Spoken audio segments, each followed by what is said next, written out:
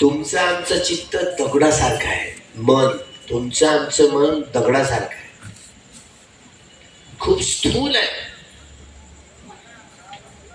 तरी देखील या मनुष्य जीवनामध्ये मनुष्य जीवनाला आवश्यक असलेलं मनुष्य जीवन हे भौतिक जीवन सजवण्यासाठी जे जे काही या प्रकृतीतनं नवं संशोधन करून मनुष्य जीवनाला सजावट करता यावी, जे जे संशोधन करतात, उपकरण काढतात आणि या सगळ्या संशोधनाचा वापर मनुष्य जीवन उंचावण्यासाठी, मनुष्य जीवनाच्या लाभासाठी त्याचा वापर मनुष्य समाज करत आलेला आहे, करत राहणार.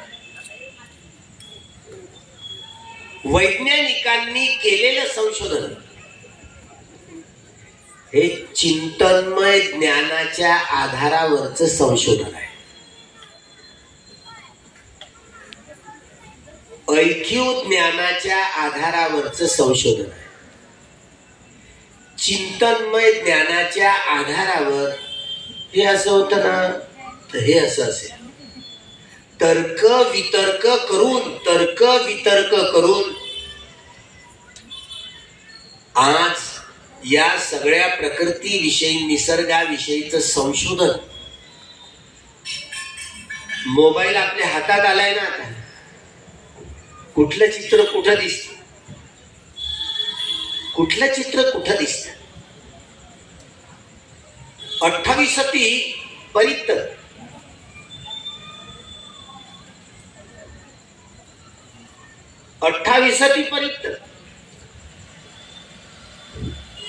28 बुद्धांची यादी,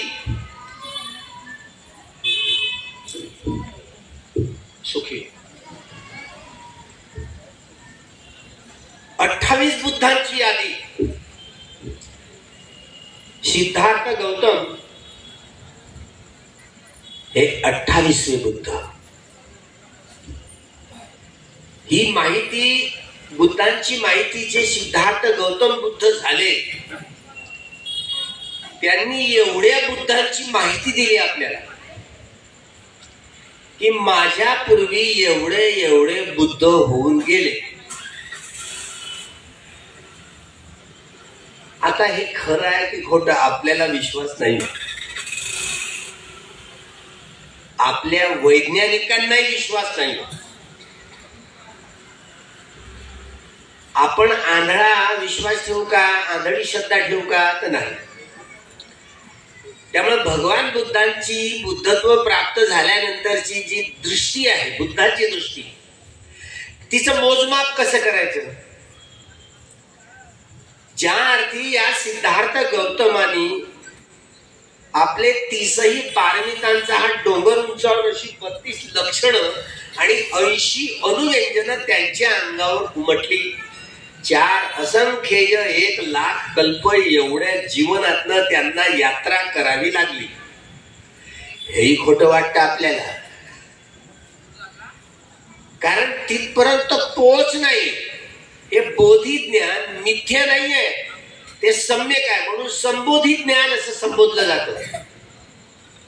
भगवान बुद्धांच्या या सद्धम्माचं जे ज्ञान आहे, संबोधी ज्ञान, हे संबोधी ज्ञान धारण करून व्यक्ती सर्व प्रकारच्या दुःखातून सुटका करून घेऊन निर्वाणाचा साक्षात्कार करू शकतो, मुक्त होऊ शकतो.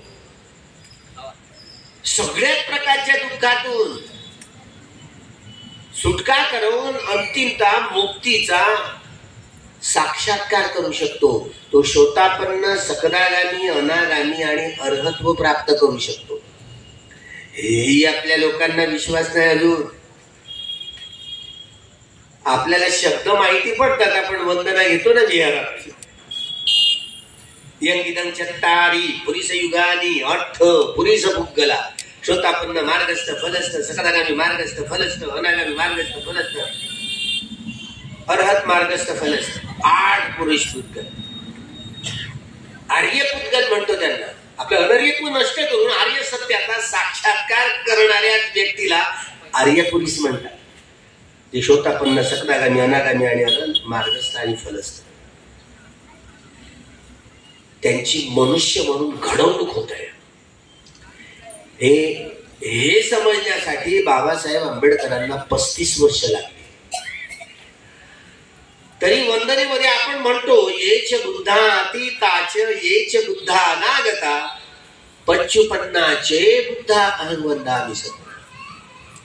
भूतकाळामध्ये जेवढे बुद्ध झाले, वर्तमानात आणि भविष्य काळात जेवढे बुद्ध होतील त्या सगळ्या बुद्धांना वंदना करतो. ज्या बुद्धांनी ज्या भूतकाळात भविष्य काळात वर्तमान काळात जे जो धम्म प्रसवला, धम्म कथन केला, त्या धम्माला वंदन करो. येच धम्मा अतीताचे येच धम्मा अनागता पच्चुपन्नाचे धम्मा अहं वंदामि. जे भूतकाळातले वर्तमान काळातले वा भविष्य कालखंडातले जे बुद्ध होतील त्यांनी ज्या संघाची निर्मिती केली, संघ उत्पन्न केला, जो संघ जो आर्य संघ म्हणतात त्याला सुपटिपन्नो उजुपटिपन्नो यायपटिपन्नो सामीचीपटिपन्नो यांगिदं चत्तारि पुरुषयुगानि, तो असा संघ आर्य संघ निर्वाणाचा साक्षात्कार करणारे व्यक्ती, जे गृहस्थ असू देत की गृहत्यागी असू देत. केवळ भिक्खू संघाला संघ म्हणून नाही म्हटला गेला. संघाचे हे 4 पिल्लर, 4 आधारस्तंभ, 4 परिषदा, उपासक, उपासिका, भिक्खू आणि भिक्खुनी, हे 4 आधारस्तंभ आहेत, 4 परिषदा आहेत. उपासक असो की उपासिका असो, जी भिक्षू असो की भिक्षुणी असो, या 4ही पैकी धम्माचा आविष्कार, धम्म धारण करून आर्य सत्याचा ज्यांनी साक्षात्कार केला त्यांना आर्य पुद्गल. ते गृहस्थ असू देत की गृहत्यागी असू देत, ते संघात आर्य संघामध्ये त्यांचा समाविष्ट होतो. आर्य संघामध्ये विशाखा, अनाथपिंड हे गृहस्थ जरी होते तरी ते आर्य संघामध्ये होते. सुपटिपन्नो उजुपटिपन्नो, आपल्याकडे कशी केवळ भिक्षू संघच, उपासक उपासिकांचा संघ आहे ना. आपण कोणत्या संघाचे आहोत माहिती आहे? पृथुजन म्हणतो त्याला, पृथकजन म्हणतात. पृथुजन पाली शब्द आहे. पृथकजन, पृथकजन 2 प्रकारचे पृथकजन असतात. मूळ पृथुजन आणि कल्याण पृथुजन.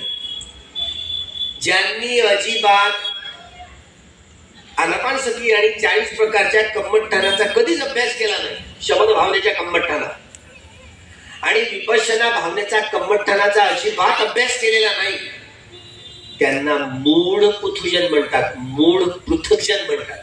आणि ज्यांनी हा अभ्यास केलाय, करत आहेत, त्यांना कल्याण पृथुजन म्हणतात. म्हणजे ज्यांनी आर्य सत्याचा साक्षात्कार केलेला नाही त्यांना पृथकजन म्हणतात. आणि ज्यांनी आर्य सत्याचा साक्षात्कार केलेला आहे त्यांना आर्य पुद्गल म्हणतात. त्या तो आर्य संघ आहे जो सुपटिपन्नो उजुपटिपन्नो यायपटिपन्नो सामीचीपटिपन्नो यंगिदं चत्तारि पुरुषयुगानि अट्टपुरुषपुद्गला, तो संघ आहे ज्याची व्याख्या आहे संघवंदना म्हणतो ना. हा संघ आर्य संघ, त्यामध्ये गृहस्थ असतात, गृहस्थीनी असतात, गृहत्यागी असतात किंवा गृहत्यागिनी पण असतात. हा संघ, त्या संघाला वंदन करतो.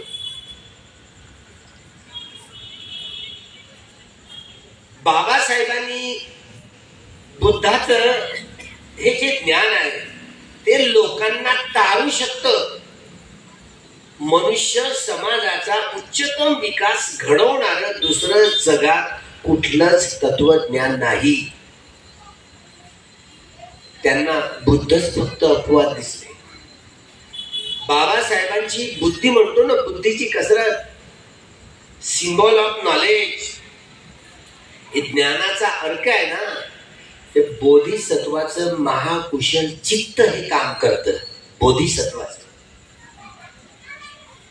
बाबासाहेबांचं हे काम, बाबासाहेबांनी महात्मा फुलेंना पाहिलं नाही, संत कबीरांना पाहिलं नाही, बुद्धांना पाहिलं नाही, तरी मरणानंतर मात्र गुरुस्थानी लेखतात. महात्मा फुल्यांची ब्राह्मणेतर चळवळ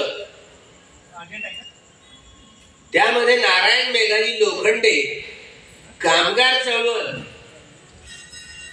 ती ब्राह्मणेतर चळवळीचा भाग होती. ज्यामुळं ब्राह्मण वर्ग, ब्राह्मणेतर वर्ग आणि बहिष्कृत वर्ग, बाबासाहेबांनी असं जे वर्ग विभाजन केलं, सामाजिक समता,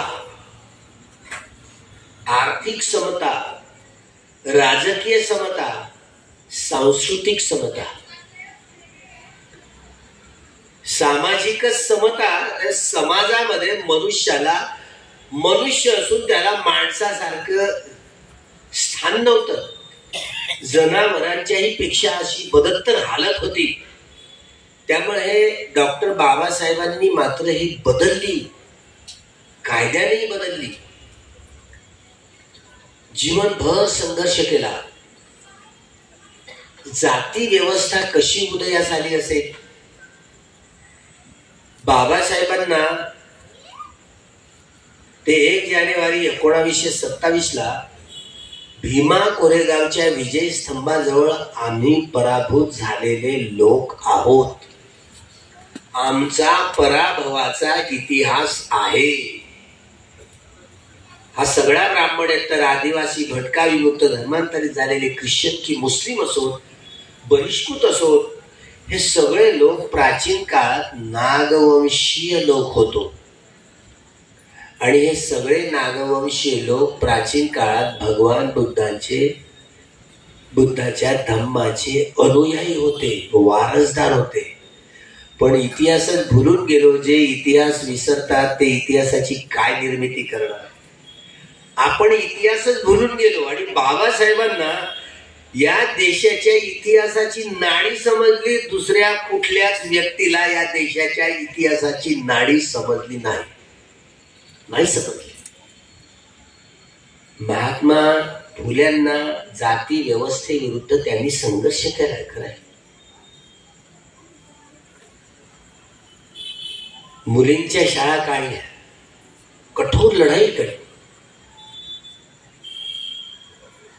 पण ही जाती व्यवस्था कशी उद्भवली? डॉक्टर बाबासाहेब आंबेडकरांना या देशात प्रतिक्रांती झाली. प्रतिक्रांती म्हणजे ब्राह्मणवाद. भगवान बुद्धांच्या महापरिनिब्बाणानंतर भगवान बुद्धांच्या सिद्धार्थ गौतमाच्या घरात 1000 नागर चालायची असं आपण वाचतो. म्हणजे त्या कालखंडात उत्पादनाची साधनं काय? 1000 नागर दिसतात. एकीकडे जमिनीचं संकेंद्रण, राजेशाही हळूहळू ती घर करू लागली. पण गण, जे 16 गण आपल्याला दिसतात या जम्बूद्वीपात, आणि वेगवेगळ्या गणांचा वेगवेगळा राजा दिसतो. हळूहळू ही पद्धती गुलामी समाज व्यवस्थेची रचना दिसते. एकीकडे जमीन आता संग्रहित होत आहे. गुलामांचा आणि मालकांचा वर्ग जो आहे, यामध्ये स्त्री प्रधान ही साम्यवादी चौकट या ठिकाणी स्त्रियांना मात्र स्त्रियांची गुलामी आपल्याला पाहायला दिसते. जन्मभेदाच्या आधारावर, जन्मभेदाच्या आधारावर स्त्रियांचं वर्ण व्यवस्थेमध्ये स्थान नाहीये, अजिबात नाहीये. पंचवर्गात ढकललं जात. सम्राट अशोकाच्या कालखंडात हे जसं जग भरभराटी झालं, तक्षशिला, नालंदा, विक्रमशिला इत्यादी मोठ्या 19 विद्यापीठांमध्ये देशा विदेशातले लोक इथे यायचे शिकायला. सोने की चिडिया म्हणून समजलं जायचं, धूर निघायचा सोन्याचा असं म्हटलं जातं. म्हणजे सगळ्यात उंच देश जगामध्ये या जम्बूद्वीपाची गणना होत असायची.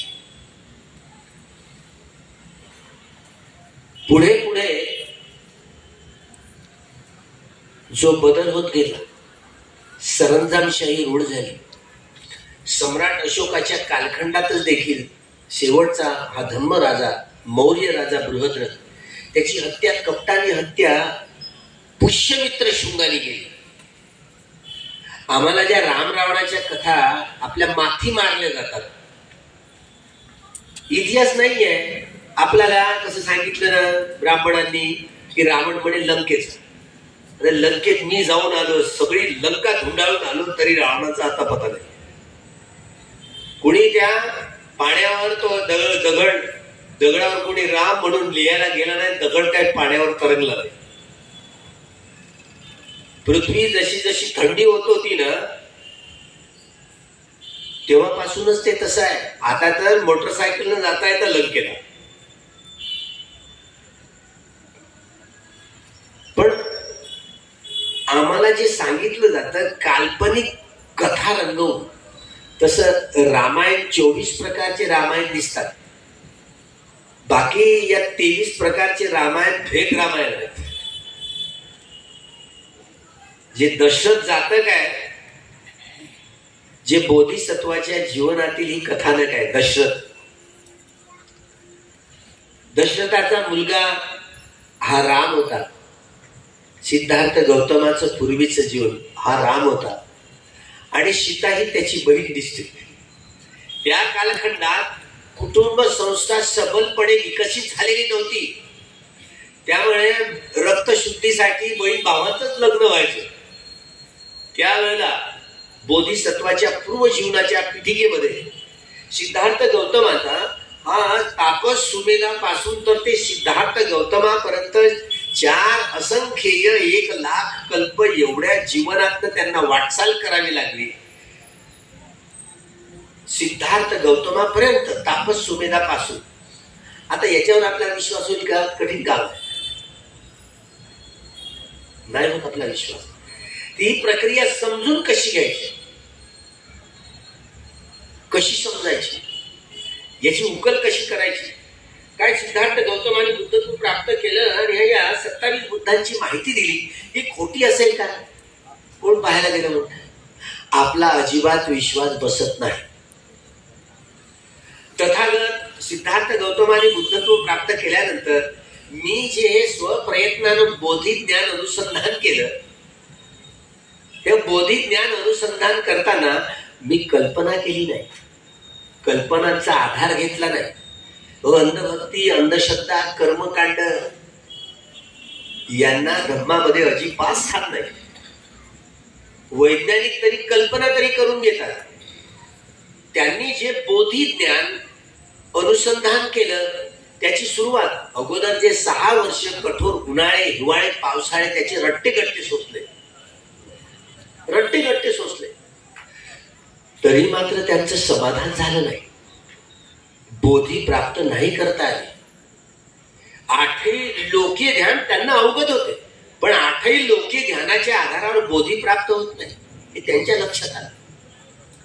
आणि निरंजना नदीच्या काठावर जे पिंपळाचं वृक्ष होतं, त्या पिंपळाच्या वृक्षामध्ये कमर, पाठ, मान सरळ करून बसले, डोळे मिटले, आणि नाकातनं जाणं येणं करणारा नैसर्गिक स्वाभाविक शुद्ध श्वास आपोआप जसा आपल्या स्वभावानं जसा बाहेरनं आत येतोय आणि आतनं बाहेर जातो, एका श्वासाचं निरीक्षण करत राहिले. कधी हा श्वास डाव्या नागपुडीतनं, कधी उजव्या नागपुडीतनं, कधी दोन्ही नागपुड्यातनं एकाच वेळेला जाणं येणं करणारा असतो, कधी तो लांब असतो, कधी आखूड असतो, कधी वेगानं जाणं येणं करतो, कधी संथ गतीनं जाणं येणं करतो, कधी स्थूल असतो, कधी सूक्ष्म, कसाही असो. एका श्वासाचं निरीक्षण करत. कल्पना नाही आहे, तथ्य आहे. म्हणजे हे चंचल चपळ मन, या चंचल चपळ मनाला एकाग्र करण्यासाठी हा प्रयोग सिद्धार्थ गौतमाने केला.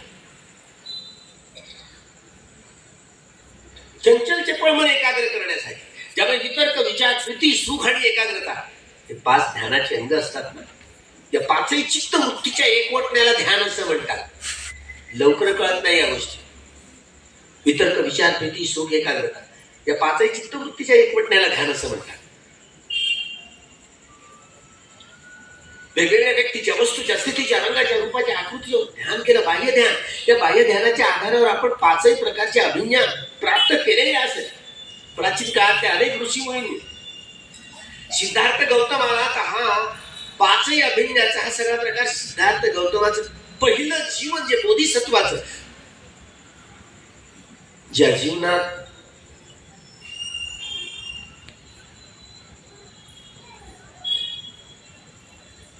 प्रथम बोधिसत्व सम्यक संबुद्धाच्या पुढे त्यांनी अभिनिहार प्रक्रिया केली. मला बुद्धत्व प्राप्त करायचं आहे असं बोलले. त्यामुळे ही कथा वाटते आपल्याला, सत्य वाटत नाही. आपला विश्वास बसत नाही की भूतकाळात बुद्ध होऊन गेले. मोहेंजोदडो आणि हरप्पा त्या संस्कृतीमधले अजूनही लक्ष नाही आपल्या लोकांचं. जे टिले दिसत आहेत म्हणतात ते टिले हे सिद्धार्थ गौतमाच्या अगोदरच्या कालखंडातले दिसतात. पण त्यामध्ये देखील त्या टिल्यांमध्ये टिले दिसतात ते स्तूपाचे आकार आहेत. या महाभद्र कल्पामध्ये 5 सम्यक संबुद्ध होऊन गेले असं सिद्धार्थ गौतम बुद्ध म्हणतात. त्यांनी बुद्धत्व प्राप्त. कोणागमन, ककुसंद आणि काश्यप बुद्ध त्यांच्या अगोदर झालेले. चौथे हे सिद्धार्थ गौतम. आणि याच महाभद्र कल्पामध्ये 5वे अर्य मैत्रेय सम्यक संबुद्ध येणार आहे. त्यांचं नाव अजित कुमार, अजित असणार आहे. पुढे ते बुद्धत्व प्राप्त करतील ना, तेव्हा त्यांची ओळख, येणाऱ्या भविष्यातल्या बुद्धांची ओळख अर्य मैत्रेय सम्यक संबुद्ध असं आहे. कोणी सांगितलं? सिद्धार्थ गौतम. महाभद्र कल्प, या कल्पाला नाव का दिलं महाभद्र कल्प? 5 सम्यक संबुद्ध या. कधी कधी अनेक कल्प कोरे कंगाल जातात, एकही बुद्ध होत नाही. स्थूल मन असतात लोकांची. 25 बुद्धांच्या कालखंडात लोकांचे मन एवढं स्थूल असतात, लोक हे तुम्ही तरी श्रवण करतात, ऐकण्याची क्षमता नसते. आता श्रवण करण्याची क्षमता नाही तर धम्म धारण करण्याची क्षमता असेल, एवढं स्थूल चित्त असतात. म्हणून ते एकटेच बुद्ध होतात. म्हणून त्यांना पच्चेक बुद्ध म्हणतात.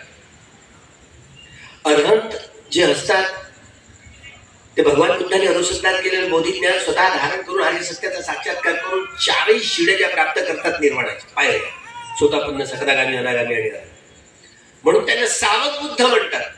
3 प्रकारचे हे बुद्ध. बुद्धांनी अनुसंधान केलेला धम्म, ज्या धम्मामध्ये सिद्धार्थ गौतम नावाचा हा युग पुरुष जे बोधिसत्व त्यांनी बुद्धत्व प्राप्त केलं. आणि या जीवनात डॉक्टर बाबासाहेब आंबेडकरांसारख्या या युग पुरुषांनी वेगवेगळा जो अभ्यास केला आणि भगवान बुद्धांचा देखील अभ्यास केला. भगवान बुद्धांच्या या धम्माने जग करणार आहे. मनुष्य जीवन सर्वांगीण विकास मनुष्य जीवनाचा होऊ शकतो. आणि भगवान बुद्धांचा हा सद्धम्म, हे संबोधी ज्ञानच मनुष्य समाजाला तारू शकतं, या निष्कर्षावर पोहोचले. म्हणून साऱ्या जगाला बुद्ध धम्माशिवाय पर्याय नाही. मधल्या कालखंडामध्ये सम्राट अशोकाच्या कालखंडात धम्मराज्य बनलं होतं.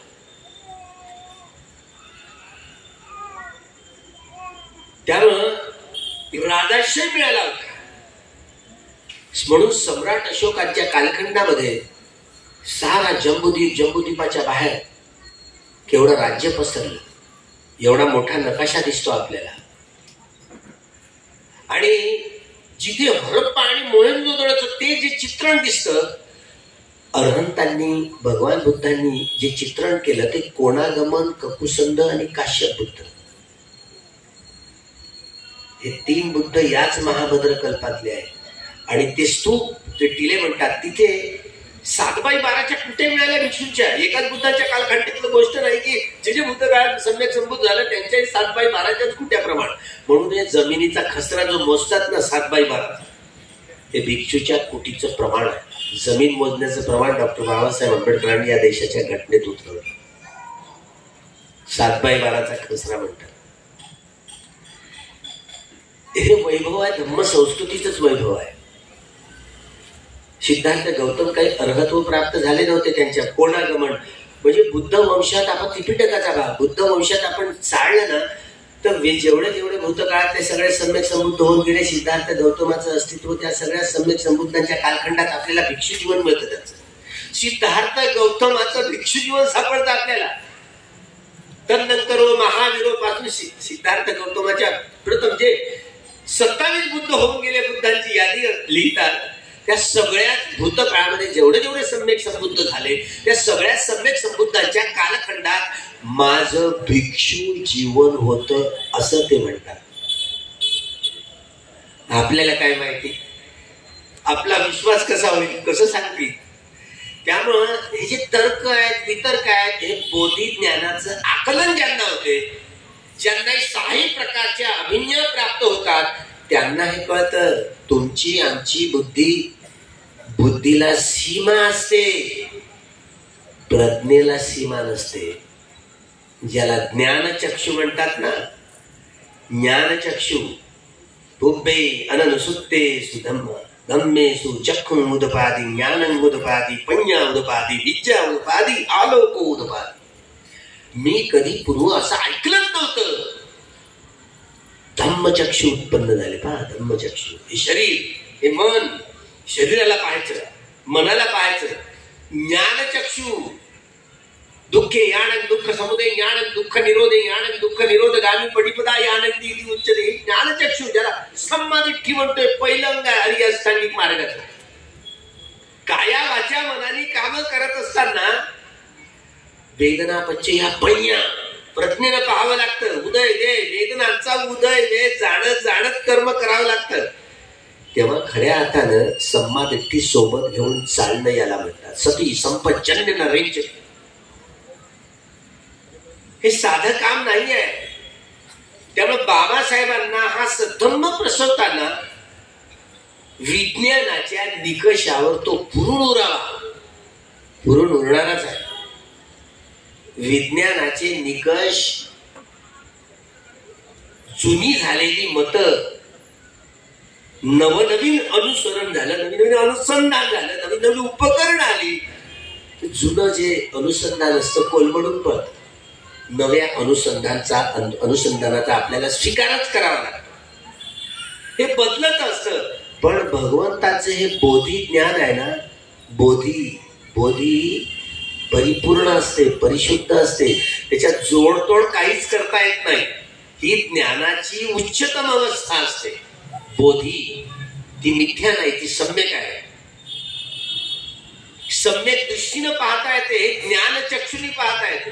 प्रज्ञाचक्षु म्हणजे अनित्य लक्षण, दुःख लक्षण आणि अनात्म लक्षण, या तीनही लक्षणांमध्ये रमण करून पाहणं याला प्रज्ञाचक्षु म्हणतात.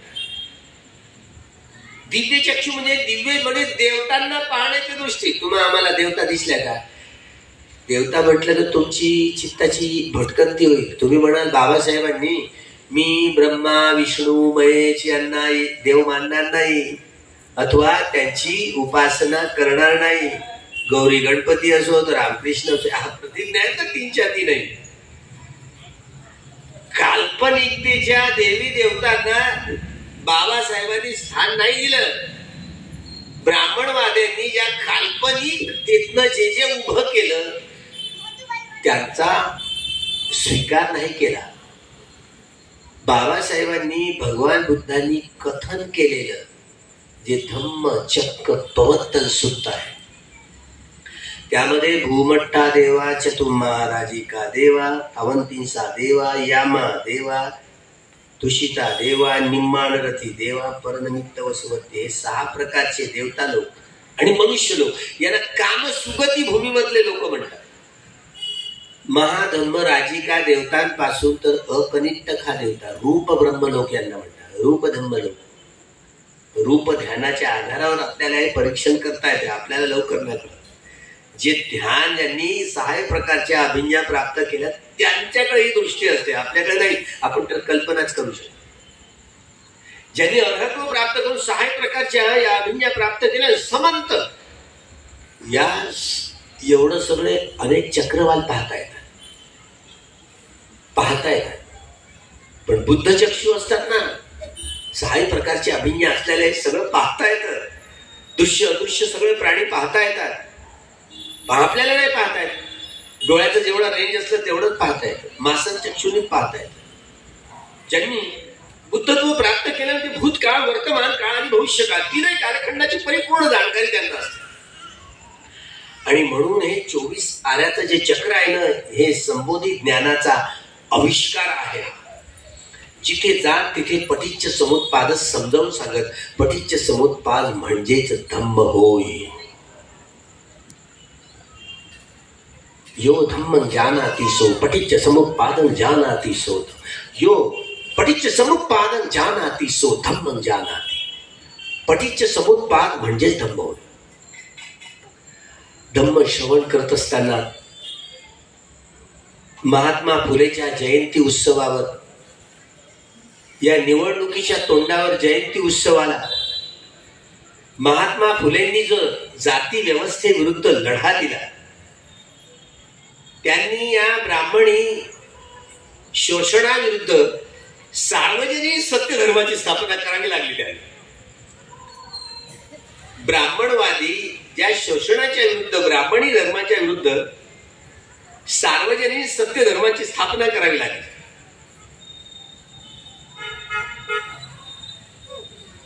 हा सार्वजनिक सत्य धर्म आहे. पहा शब्द कसे येतात. डॉक्टर बाबासाहेब आंबेडकरांनी बुद्ध धम्माचा स्वीकार केला आणि आपल्या अनुयायांना बुद्ध धम्म हाच दिला. आणि साऱ्या जगाचा, सगळ्या मानवी समाजाच्या उत्थानासाठीच बुद्ध धम्म एकच असं जगातलं औषध आहे, जी परिपूर्ण आहे. त्यामुळे जगाला बाबासाहेब आंबेडकरांनी मजबूर करून टाकले. पुढे येणारा कालखंड हा बुद्ध धम्माच्या प्रगतीचाच कालखंड असणार आहे. आता कसं धगधग धगधग वाटायला लागतं. अरे बाबा आता घटना राहते की काय करते, बाबासाहेबांची घटना राहतं की काय होतं, इलेक्शन आलं, 400च्या आरपार जात आहेत म्हणतात ते, आणि घटना बदलणार आहेत म्हणजे धाकधूक वाटतं की नाही तुम्हाला. सुप्रीम कोर्टाचे वकील लोक म्हणतात काहीच खरं नाही, बदलू शकतात ते. त्यामुळे कसा रस्साखेचीचा कालखंड आला आणि निवडणूक आल्या. पुन्हा 16-17 तारखेला या निवडणुकीच्या ज्या बाधा आहेत ना, पुन्हा रिट पिटिशन, सुप्रीम कोर्टाचे वकील मेहमूद प्राच्या म्हणून त्यांची केस पुन्हा पटलावर येणार आहे. सुप्रीम कोर्टाने ती स्वीकार केलेली आहे. ईव्हीएम हे इलेक्ट्रॉनिक मशीन आहे ना, जगातली कुठली मशीन असो ती हॅक करताय. चायना टपून बसलेला आहे. चायना टपून बसलेला आहे. विपक्षांचा जोर, राहुल गांधींचा जोर, ते असं म्हणत आहेत की तो व्हीव्हीपॅट आहे ना, व्हीव्हीपॅट त्याची पर्ची दिसते ना, ती आमच्या हातात द्या आणि मग दुसऱ्या डब्यात आम्ही टाकू. मोजमाप बरोबर आलं पाहिजे. प्राच्या काय म्हणतात, सैद्धांतिक पक्ष जे सायंटिस्ट लोक काय म्हणतात, जो कागद आहे ना तो कागद साधा सुद्धा नाही आहे. म्हणजे तिथे जे हिडिंग प्रिंटर असतं ते प्रिंटर प्रिंट आपल्याला दिसतं आपलं चित्र, काही वेळ राहतं, 2-4 दिवसात गायब होऊन जातं आणि जे ओरिजिनल चित्र राहतं ते वेगळं. म्हणजे तुम्ही कुठेही बटन दाबली चालली कमळाबाईवर. समजत आहे.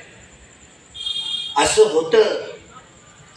हे एवढं अतिरिक्त मतदान आहे ना, अतिरिक्त मतदान काही मिळणार नाही बसत. 384 या मतदारसंघांमध्ये, 73 मतदारसंघांमध्ये मिळत नाही बसत. आणि त्यावर निवडणूक आयोगाने काहीच प्रतिक्रिया दिलेली नाही प्रतिक्रिया दिली. हॅक होऊ शकते, म्हणजे डबा एक अलग असला तरी हॅक होऊ शकते, कारण ते हिडन जी प्रिंटिंग आहे ती 2-4 दिवसात गायब होऊ शकते. आणि जे मूळ प्रिंट झालं तेच राहते. आणि ते मूळ प्रिंट हे हॅकिंगची इथे देखील व्हीव्हीपॅट देखील हे हॅकिंगची अवस्था आहे. त्याच्यापेक्षा नाहीतर आता पर्ची आली ना आपल्या हातात, त्याच्यापेक्षा हे एवढं झंझट करण्यापेक्षा बस आपल्या पत्रिका येते, बस स्टॅम्प मारला रे मारला, आपल्या हाताने बस घडी करून टाकली. किती सरळ सोपी आहे. म्हणजे जगातल्या सगळ्याच विकसित राष्ट्रांनी 4-5 देश उरले फक्त, बाकी जगातल्या सगळ्या विकसित राष्ट्रांनी बंद करून पुन्हा बॅलेट पेपरवर झाले, मतपत्रिकेवर झाले. ते इथे कसा रोग लागला यांना. स्वतः निवडणूक आयोग आहे ना, इकडे तिकडे पेट्या घेऊन फिरलाय. कलेक्टरांना त्याच्या माणसानं बा आमचा किती 100% बरोबर राहणार, काही ह्यात होऊ शकत नाही. त्यांचा काय, ते काय सायंटिस्ट आहेत का?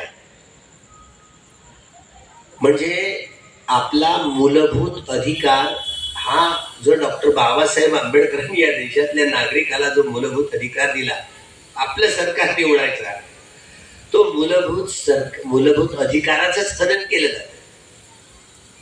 मध्य प्रदेशात, छत्तीसगडमध्ये बीएसपीचा तो एक आमदार, त्याचं मत त्याला मिळालं नाही, गेलं कुठे?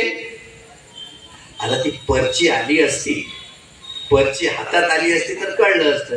हे खरं आहे, त्यांनी मारलंय, हत्तीलाच मारलाय. हत्ती चिन्ह होतं बीएसपीचं, तो स्वतः उमेदवार होता, चित्र तर दिसलं, पण त्याला तेही मत नाही पडलं. याचा अर्थ काय? शीतावरून भाताची परीक्षा, त्याचं मत त्याला पडलं नाही ना, याचा अर्थ काय?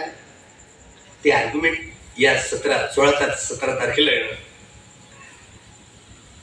एकूणच काय होतं माहिती नाही.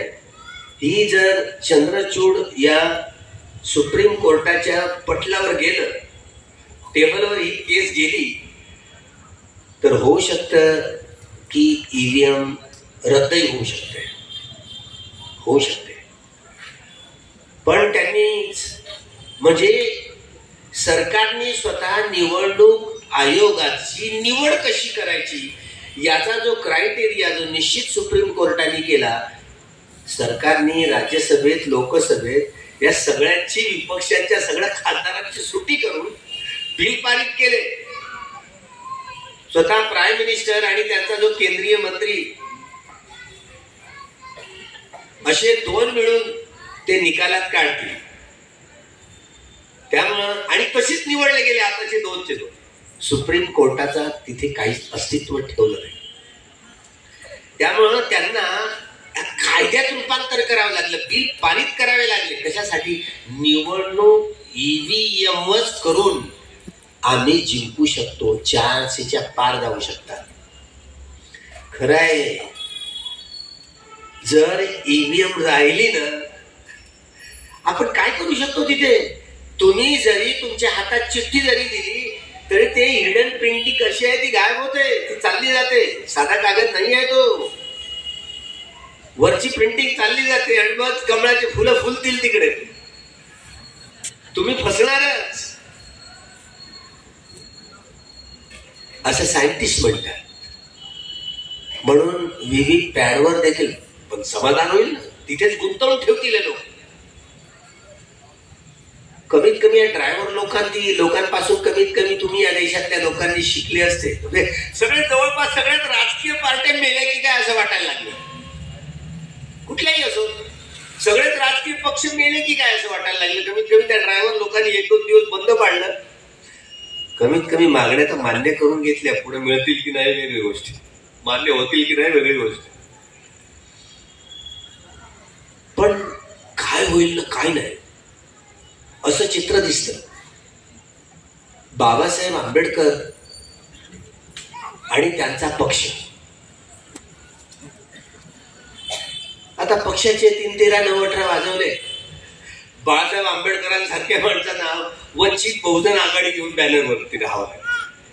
खरं तर रिपब्लिकन पार्टीचं बॅनर बाळासाहेब आंबेडकरांच्या हातात तो असायला होतं. कारण बाबासाहेबांनी Buddhist society of India, Republican party of India, समता सैनिक दल, आयुष्यभर मरेपर्यंत या संघटनात राहायचं, मरेपर्यंत राहायचं. हे असं नियोजन होतं. त्याचा फॉलो, त्याचं अनुसरण आपण करू शकलो नाही, आपली चूक. या गोष्टीमध्ये किती रंगरंगाई दिसते, कोण येईल, ह्या सगळं चित्रण दिसतं ना. आता काहीच खरं नाही, खरंच बीजेपीच निवडून येईल असं चित्र दिसत. सगळ्यांचं लक्ष आता निवडणुकात लागलं. ईव्हीएम जर राहिली तर निश्चित बीजेपीच निवडून येईल. त्यामुळे ईव्हीएम वरच ही इलेक्शन घेण्यासाठीचा हा सगळा कसोशीचा प्रयत्न होता. इलेक्ट्रॉनिक बोर्डचं एवढं मोठं संकट, तरी त्यांची मतं फुटली नाही. इलेक्ट्रॉनिक बोर्डचं एवढं मोठं धांदली झाली, तरी त्यांच्या मतामध्ये खंड पडला नाही पडला खंड. त्यामुळं हा सगळा या देशातला नागरिक उदासीन आहे. सगळे काय होतं आणि काय नाही, त्यांना विश्वास नाहीये. कमीत कमी हा विश्वास देण्याचा प्रयत्न विपक्षांनी केला. आमच्या हातात स्लिप द्या व्हीव्हीपॅटची, आम्ही दंडपॅट टाकतो. अरे एवढं खर्च करण्यापेक्षा कशाला बाबा हे खर्च करताय, त्याच्यापेक्षा मतपेटीच असली, सर्वसाधारण स्टॅम्प मारला, बॅलेट पेपरवर इलेक्शन झालं तर काय बिघडलं, खर्चही कमी येईल ना. आता पुढे ते लांबच जाते. नाही, काहीच नाही. चक्क निवडणूक आयोग सरकारने स्वतः संगनमत करून हे इलेक्शन लादलं गेलं. ईव्हीएम लादून निवडणुका होत आहे आणि ही ईव्हीएम गैरकायदेशीर आहे, असंवैधानिक आहे. घटनेच्या 61व्या ए नुसार अजूनही लोकसभेच्या वा लोकसभेच्या सगळ्यात कुठल्याही निवडणुका या बॅलेट पेपरनच कराव्या असा कायदा आहे. असाच कायदा आहे. तसा निवडणूक आयोगाने फतवा काढला नाही की आता ईव्हीएमनीच होणार, एकदम लादल्याच. ह्या चर्चा 16 तारखेच्या 17 तारखेच्या आर्ग्युमेंटमध्ये सुप्रीम कोर्टाचे राहणार आहे. तो मूलभूत हा ढाचाच आहे की घटनेच्या 61व्या ए नुसार बॅलेट पेपरवरच निवडणुका घ्याव्या. त्यामुळं बॅलेट पेपर हेच खरं व्हीव्हीपॅट. प्रत्यक्ष ठप्पा मारतो, पेटीत टाकतोय मोड करून. तरी देखील एवढं आटापिटा जो सुरू आहे ईव्हीएम साठी, तो मूलभूत अधिकार हिरावून घेण्यासाठीचाच सगळ्या जगासमोर हे चित्रण आहे. आणि 19 तारखेला तुमच्याकडे किती तारखेला टप्पा? 26 तारखेला. चंद्रपूर नागपूर 19 तारीख जवळ तोंडावर आलं. आणि होऊ शकते समजा पारडं फिरलंच, मेहमूद प्राचेत जिंकलेच, तर निश्चित आर्ग्युमेंट मध्ये जर्मनी सारख्या देशात 2 एक सॉफ्टवेअर कॉम्प्युटर इंजिनियर गेले आणि सुप्रीम कोर्टाला समजावून सांगितलं, झटक्यात ईव्हीएम बदललं. पण आपल्याकडे रस्साखेची होत आहे. सगळ्या राजकीय पार्ट्या मैदानात काही उतरल्या नाही. मतपत्रिकेवरच बॅलेट पेपरवरच निवडणुका घ्याव्या म्हणून. त्यामुळं अपयश आलं, या निवडणुकांमध्ये अपयश आलं, बंद करू शकू ना. माहिती नाही, आता शेवटचा आर्ग्युमेंट आहे. जर चंद्रचूडांच्या हातात ही केस गेली, होऊ शकते जसं इलेक्ट्रॉनिक बॉर्ड संबंधीचा निर्णय आला तसा हा जर आला तर एक आशावाद फुलेल. कारण काँग्रेसवाल्यावर अजिबात भरोसा नाही. काँग्रेसवाले समतामूलक समाज निर्माण करणार नाही आहेत. पण आता शत्रूचा शत्रू म्हणजे मित्र, म्हणून हे समीकरण करत करत लोक व्हीपी सिंगच्या कालखंडात भारतरत्न बाबासाहेबांना दिले. काँग्रेसवाल्यांनी नाही दिला. बाबासाहेब कमीत कमी जेवढा ग्रंथांचा सागर आणलाय, मंडल कमिशन तरी आलं, काँग्रेसवाल्यांनी नाही आणलं. कमीत कमी डोळे खुलले सुप्रीम कोर्टाचे. सुप्रीम कोर्टाने बाबासाहेबांचा पुतळा सुप्रीम कोर्टात लावलाय. कोणीतरी विरोध केलाय का? कोणीच नाही करू. कसे करतील लोक? ज्याचं खाऊ त्यालाच विसरू असं होईल की नाही? बाबासाहेब आंबेडकर म्हटल्यानंतर, कारण हा हुक्कम बनलाय, बाबासाहेबांच्या प्रणित स्टेट सोशलिझम, राज्य समाजवादाची धारणा काँग्रेस करणार नाही. नाही ईव्हीएम काय कर्नाटकामध्ये काँग्रेस झाली, तेलंगणामध्ये काँग्रेस झाली, तेव्हा यांनी त्या प्रश्न उपस्थित केला. अशा प्रकारचा ही जी हॅक करण्याची जी पद्धती आहे ना, वाटलं नाही पाहिजे बाबा ही काँग्रेसचं सरकार आहे. काँग्रेस आणि बीजेपी एकाच नाण्याच्या दोन बाजू आहेत. हे समाज परिवर्तन करतील, राज्य समाजवाद निर्माण करतील याची अजिबात शक्यता नाही. ब्राह्मणशाही, साम्राज्यशाही आणि भांडवलशाहीचं